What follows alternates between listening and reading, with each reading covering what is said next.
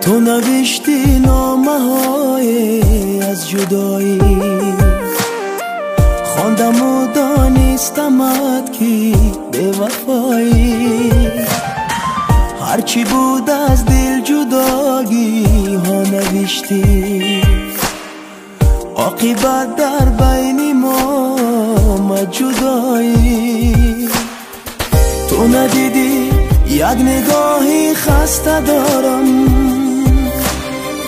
تو ندانستی دلی بشکسته دارم. همچو مرغی بسته باله در قفس من، از فراق تو سرایی بسته دارم. تو نوشتی نامه های از جدایی، خواندم و دانستمت که به وفایی. هرچی بود از دل جداگی ها نوشتی، عاقبت در بین ما جدایی.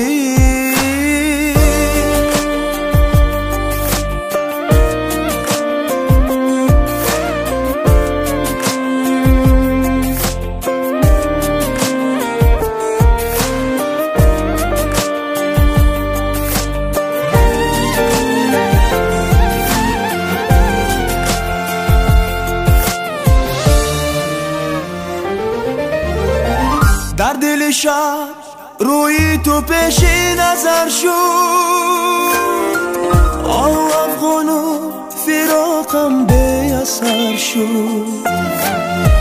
من که عمرم را وفای داده بودم، در دل و در دیده جای داده بودم.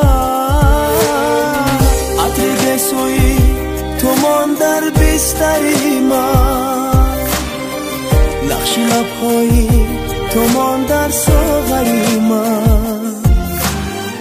به خود و به یاد و تنها در سکوتم، نیست جز جایی تو دیگر در بری من. Hello. آرزو جان بسیار معذرت میخوایم، وقت بسیار کم دارین. جمهورتان. تو نوشتی نامه های از جدایی، خواندم و دانستمت که به وفایی. هرچی بود از دل جداگی ها نوشتی، عاقبت در